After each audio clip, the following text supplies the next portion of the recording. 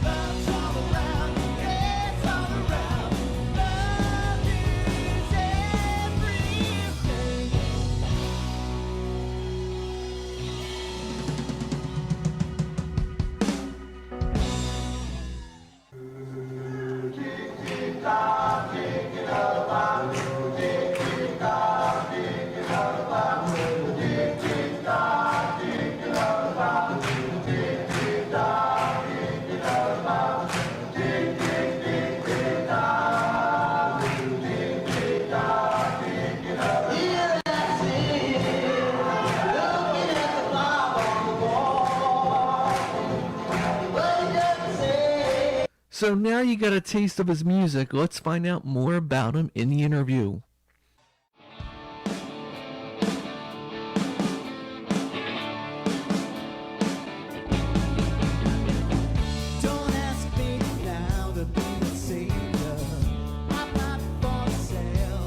My name's Mark Evans, Mark Evans Band.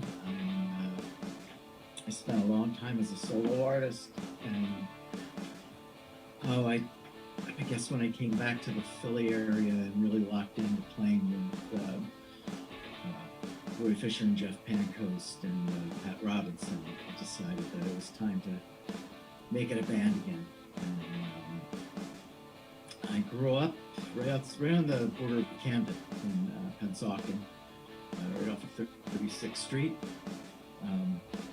I'd say at that time, I grew up in the 60s, so I was caught up in the Beatles, and I was caught up in the Monkees because, my sister was just 4 years older, and she already had the Beatles when I became musically aware, so they were still hers, but the Monkees were mine.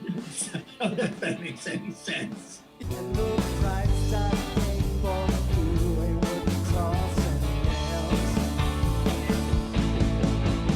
Essentially they were all actors replying to an audition, but Mike was already a published songwriter. He had written a different drum that Linda Ronstadt recorded. Davey was a great little showman, and Mickey's voice. And we had one of the coolest things that's happened is the last thing we did as a band before COVID shut down is we opened up for Mickey Dolenz, a couple of shows at the Sellersville Theater. And he when he tells his stories of where that show took them, to sitting around with the Beatles in the studio, and it's very cool. It's funny and a great voice, just such a great voice. And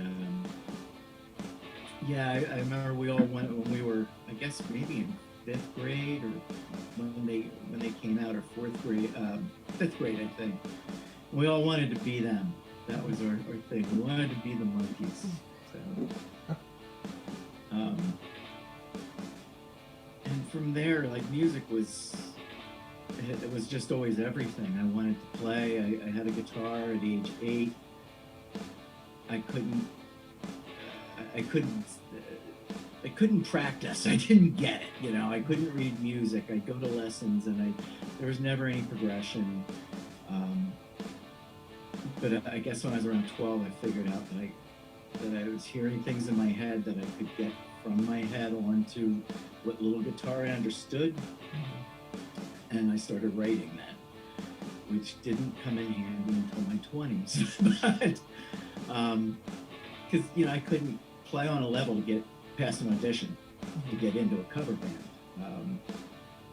But then I guess my first original band was in the Philly area, 82, maybe 82.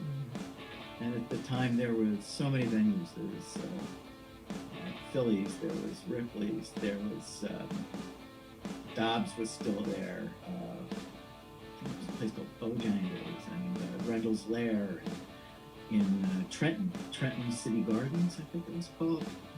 There was so much, and you could get out and play in front of people, and they came. And when the club started closing here, I moved to New York, and then I don't even know what I was doing there because I didn't play for years. But you led me to a whole room, all access blocked. I could hear the choir singing, baby, but the doors were locked. Your body inside, body inside, you can sacrifice yourself, but I don't wanna know. I was always writing. I took a period. There was a period where I decided that I was a mailman. I had been a mailman for 19 years, and I hated my job. I mean, I liked the interaction with the people, but the job itself was not going anywhere. And I actually got sober. I was a real mess at that point in my life. And I got sober in the 90s, right after my father passed. I realized I could no longer do that job. That I was not going to stay sober if I kept doing that job. And I quit and just landed on a film set as an extra due to a friend the next day. And then that started the next career. I was acting for a number of years. Got as far as off-Broadway. I did did a lot of off Broadway. I did a bunch of independent films, a couple of TV commercials, and it was cool, but it didn't scare me. Music scared the life out of me. Music was everything. And I believed that I'd been a failure in music. So I'm in the middle of, I was actually working on a film, and my friend Amanda Kravitz, who was signed to Sony 550 at the time, was doing she was an amazing artist. The band was called Marry Me Jane. And she was doing the soundtrack for an Eric Schaefer film called Never Again. And we had dabbled in some writing along the way. And I was always terrified of writing with her because she was so good. I was like, oh my God, nothing, she must be just doing this out of pity for me. But she called and she said, there's a song we were working on, and I'd really like to see if we could finish that and submit it for this film. And we did, and they accepted it, and it ended up being the love ballad over the end of the film, which blew my mind. The film became the centerpiece screening of the Philadelphia Film Festival that year. And I got to, Jill Clayburgh and Jeffrey Tambor were in the film, and I got to take my mom to the screening, and she got to meet Jill Clayburgh. And my mom was just my biggest supporter my whole life. She believed in me when I didn't, and it was just really, I felt like I finally got to say thank you, because you got me there. Nothing in my life changed after that. I still was broke, still driving a beat up old car. But I stopped acting. I started really writing music again.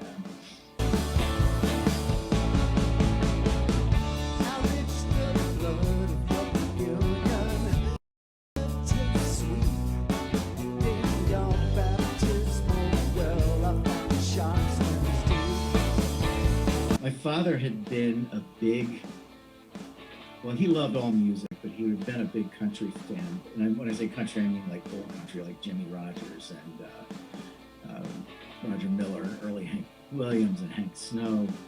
And he died in '92.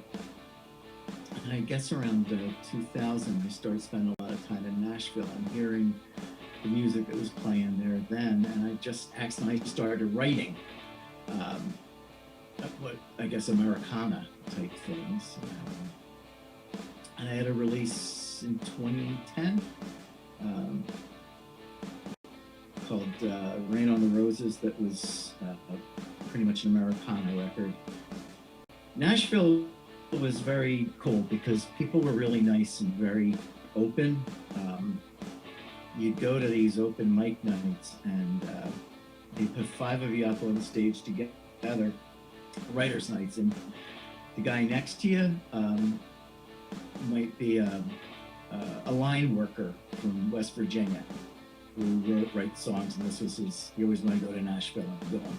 The guy next to him could have 12 gold records and just wrote a song, wanted to see how it went over in public. And nobody had an attitude, nobody had ego, and everyone kind of worked together and helped each other like Scott McClatchy does for others. That selfless thing. So I got to do a lot of fun things there, but it's still, I'm a rock guy. I grew up on the Beatles, I grew up on the Monkees, David Bowie, or early Bowie, like, pre-Ziggy, and then Aladdin Sane, and early Queen, the Queen, Sheer Heart Attack, and I wanted to get back to that, and I met a woman from Chester County, Pennsylvania, and we started dating, and a few years later, we got married, and then a couple years after that, I finally left New York and moved down here, and I kind of semi-retired, I'm old, and started getting serious, and got in the studio with Roy and Jeff, and a longtime friend and co-writer named Pat Robinson from Pendel. And Pat's a Grammy winner, and you would never know it. He tells stories of, he tells the story that every day expects to hear, a knock on the door, and see a couple people standing there and say, Mr. Robinson, that Grammy, there's been a mistake. Like, that wasn't supposed to be yours. We have to take this back. And that vibe is what everyone in the Mark Evans band has. Roy is undoubtedly the most melodic, solid bass player around. Jeff Pankos is he's a beast on the drums and an amazing singer. He's got the Ringo thing that he can sing and play, and the two of them have been playing together since they were teenagers. So, and they're just the nicest guys, and Pat's the nicest guy. And getting to work with them is so much fun. So we set out to we started recording, and I knew I wanted an early 60s, late 60s, early 70s sound. And we started, we got a rhythm track and then started working with the cellist and the violinist to create chamber, like a little chamber quartet, and get a lot of that George Martin Magical Mystery Tour vibe out of the strings. And maybe a year and a half in, we decided we were done recording the record, and then just about another year mixing it because it just had to be. I got to work on the mix with Don Rodenbach at Shoes Landing Studio in Laurel Springs, and that's where Scott also records, and that's where the Peace Creeps record. And we came out with a record we were really proud of called Carousel, released in August 2018. And August 2019 we released vinyl of it, and then we just started playing live shows because we hadn't done that yet. And now here we are a year later, and finally the studios are opening again. We cut some rhythm tracks in March, January and February that we were hoping to get done earlier. Now we're close to finishing Assemble. On survey of the promised land, oh, real estate's cheap. Yeah, your looks seduce the world before you don't get paid. Break their body inside, body inside. You can't sacrifice yourself without letting go. We had done a couple cool things. We did a vinyl release at Chaplin's that was a lot of fun, and we did the Power Pop Overthrow, International Power Pop Overthrow Festival in New York. And then Rob got us booked to open for Denny Lane at City Winery in Philly. And Denny had been the lead singer in the movie Blues on their hit song Go Now, and then he was with Paul McCartney and Wings for many, many years. And I guess that show gave us enough credibility to make the leap to get to Sellersville. And it was a blast playing open up. We opened 2 shows for Mickey. They were both sold out. You know, as usual, most of the people there, they were there to see Mickey. They weren't interested in the fact that there was an opening act, but they were so kind. And they listened and they enjoyed, and they made us feel welcome.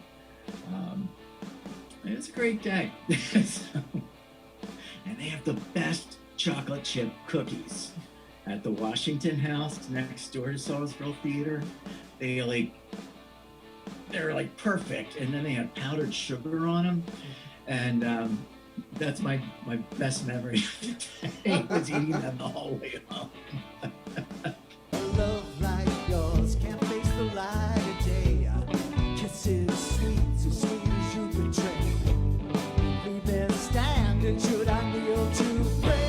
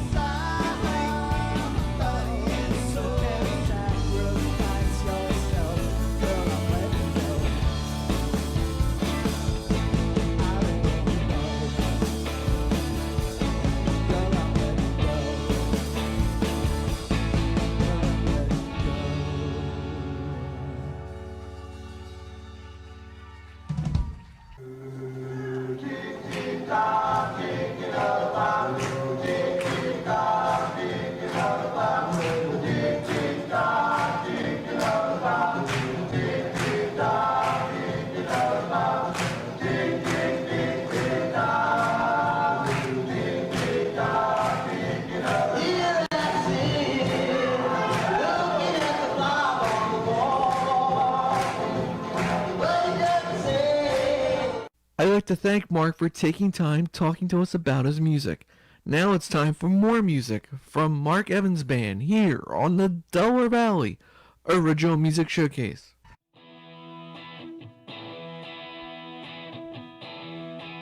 Do you read minds? Do you read anything not clearly defined? Do you read anything from down on your knees? Do you read this transmission? Do you sleep tight in your dark night? It's a long way down the rabbit hole. You're fooling yourself. You think one more prayer might keep you from hell. Watch as your decisions eat you up inside, laughing at your pride. It's a long way down the rabbit hole. You're out of sight, you're out of mind, you're out of hope. You're out of touch, you're out of heart, you're out of soul.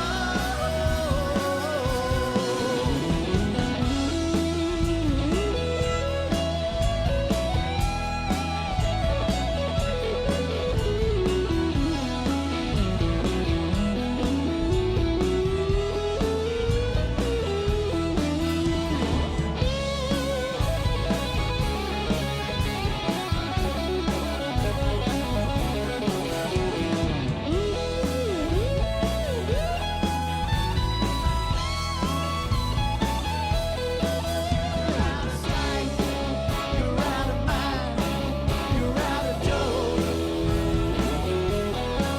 You're out of touch, you're out of heart, you're out of soul. Do you read minds? You read anything not clearly defined?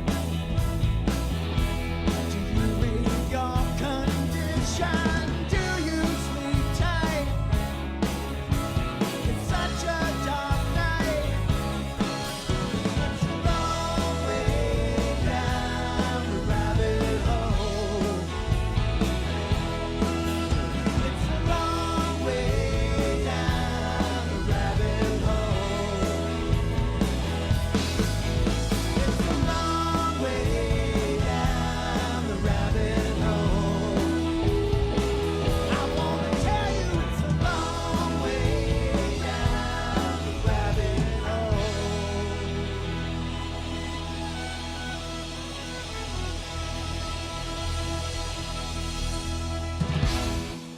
Here, one more time, is Mark Evans' band on the Delaware Valley Original Music Showcase.